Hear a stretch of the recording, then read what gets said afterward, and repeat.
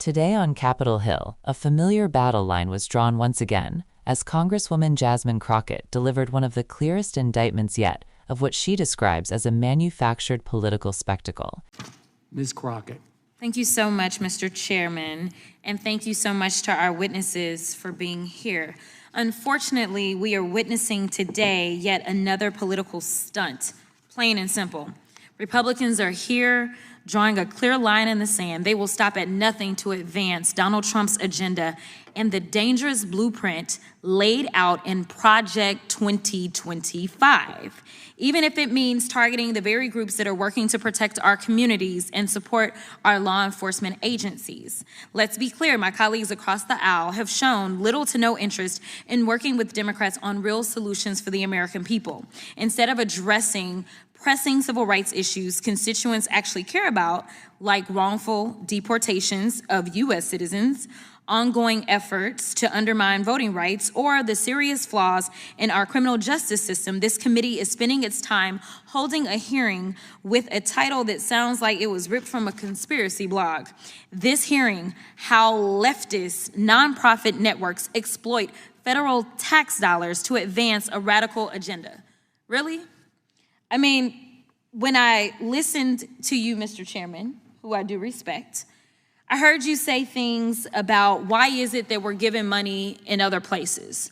And I want to make sure that I answer that question, because to put America first looks like we are going to keep American citizens safe. There is a such thing as soft power, and that is exactly what we were trying to do when we engaged in things such as USAID. When you start to talk about whether or not Sesame Street or anything else that's on NPR or PBS ends up in other places, this is so that there is not this warped thought process about the Western world or about the United States. We're talking about making sure that we don't end up allowing people to be radicalized against us because they have a terrible vision of us, because they may be in a government that actually puts out bad, terrible propaganda about us. So for pennies on the dollar, we are able to educate those around the world on who we really are in America and keep Americans safe.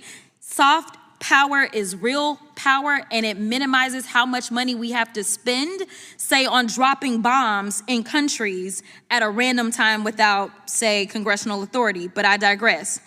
This kind of rhetoric, whether directed at nonprofits, their leaders, or elected officials, is not only reckless, it is beneath the dignity of this institution. And sadly, this isn't the first time this has happened. Over the past 6 months, we've seen hearing after hearing do nothing but attack nonprofits, as well as those who are just generally on a mission to serve, protect, and uplift vulnerable communities. In just my own committees, this has got to be the second or third time I've had to sit through the same tired narrative. If my Republican colleagues are truly concerned about taxpayer dollars being misused for political agendas, I'd encourage them to take a long, hard look in the mirror. But since we're here again, spending more of the American people's money and time on political theater, let's at least stick to the facts. Fact: under the Trump administration, the Department of Justice stripped hundreds of millions of dollars from the Office of Justice programs, money that funded essential community safety initiatives like victim services, gang prevention, and reentry support. Fact: Trump and Republicans slashed grants to organizations like the National Organization for Victim Assistance, which trains advocates who staff domestic violence shelters, hotlines, and rape crisis centers. Fact: they cut over $10 million in funding to the National Policing Institute, a nonprofit helping rural police departments reduce violent crime. Fact: this week, Republicans are trying to gut PEPFAR, a life-saving program that partners with nonprofits around the world and has saved more than 26 million lives. And let's not forget, many of these cuts were laid out in Project 2025, a radical far-right playbook drafted by hyper-conservative nonprofits for the express purpose of dismantling the very government institutions and systems that serve the public good. Ironically, we even have one of the authors of Project 2025 here with us today. So let's not pretend this is about nonprofit accountability, because if it were, this committee would also be investigating the Conservative Partnership Institute, which has pushed anti-immigrant, anti-LGBTQ+, and anti-vaccine propaganda and hosted efforts to challenge the 2020 election. Mind you, as we have these organizations that are pushing anti-vaccine propaganda, we know that measles has reached a 30-year high when measles had actually been over and done with. But now that we don't believe in vaccines, now children are our targets, unfortunately, and yes, they are dying. The New Century Foundation, a white nationalist organization that somehow maintains its 501c3 status to launder hate speech through the language of intellectual inquiry. Or they would investigate Turning Point USA, which has been linked to organizers of the January 6th insurrection. But Republicans aren't talking about those groups because this isn't about accountability. It's about silencing organizations that challenge Republican power. It's about targeting nonprofits that protect the very people this Trump-aligned movement continues to harm. These organizations are defending victims of unlawful actions. They're helping to combat global pandemics. They're supporting police departments when this very committee won't. They're working to build safer, healthier communities while Trump and his allies defund them to hand out tax breaks to billionaires. And maybe that's the real threat here. They're effective. They get people off the streets, out of prison, and into opportunity. They educate people about injustice, and that apparently scares some folks more than any so-called radical agenda. Because the only thing truly radical about these nonprofits is their belief that human beings deserve dignity, opportunity, and equal protection under the law. Values my Republican colleagues seem to have forgotten, along with love thy neighbor. So instead of demonizing the groups trying to do right by our communities, maybe we should be asking how to support them, how to ensure taxpayer dollars reach the people who need them most, because this hearing should be about public safety, not political vendettas. Until that happens, these hearings are doing more harm than good. Thank you, Mr. Chairman, and I yield back. In a hearing that already sounded more like a partisan blog post and legitimate oversight, Crockett challenged the premise behind the Republican-led inquiry into what they called leftist nonprofit networks exploiting federal tax dollars. And if you're just joining us, make sure you subscribe so you never miss these deep dive breakdowns that cut through the noise. According to Crockett, this hearing isn't about stewardship of taxpayer money. It's about advancing Donald Trump's political goals and the broader vision laid out in Project 2025, this sweeping conservative policy roadmap crafted by a network of right-wing think tanks and advocacy groups.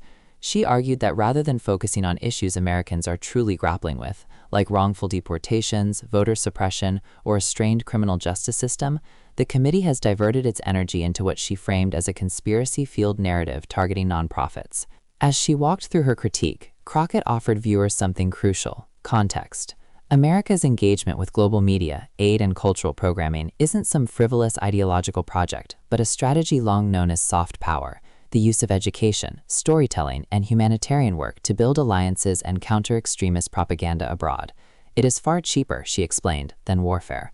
Programs like USAID and even internationally distributed PBS content help counter anti-Semitism, anti-American narratives, and misinformation in countries where authoritarian regimes control the media.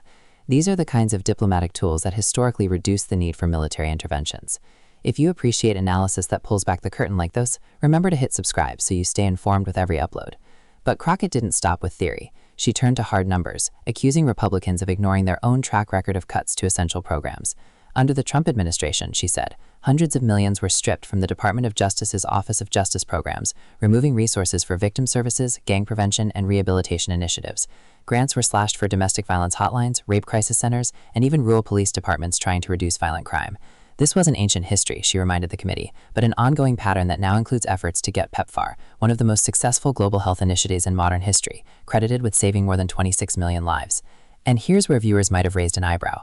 Crockett pointed out that one of the architects of Project 2025 was sitting in the hearing as a witness, a symbolic moment that underscored her argument that this event wasn't an investigation, but part of a coordinated political effort. She challenged the committee's selective outrage by naming several conservative nonprofits that have pushed misinformation, amplified hate speech, or played roles in efforts to overturn the 2020 election. Groups like the Conservative Partnership Institute, the New Century Foundation, and Turning Point USA have faced documented controversies, but none of them were placed under the microscope in this hearing. This raises a broader point that viewers should take with them. Oversight becomes political theater, not governance, when only one side of the nonprofit ecosystem is scrutinized. Institutions that serve victims of violence, promote public health, or support struggling police departments aren't the ones destabilizing democratic norms. Yet, according to Crockett, these are the very organizations repeatedly targeted in hearings like this. It's an ideological battle disguised as financial oversight. If you want more breakdowns that go deeper than the headlines and help you understand the political stakes behind these moments, make sure to subscribe to the channel right now. In one of her sharpest moments, Crockett warned that politicizing nonprofit work has real human consequences. She pointed to America's rising measles cases, now at a 30-year high, driven in part by anti-vaccine propaganda. What begins as political messaging often ends as public health crises, and families bear the cost. To her, these hearings are more than partisan skirmishes. They are distractions from crises affecting everyday Americans and a direct attack on organizations working to fix them. If you found this breakdown clear, informative, and grounded in context, subscribe now. This channel is here to help you understand the deeper forces shaping these heating moments in Washington and why they affect your community, your rights, and your future.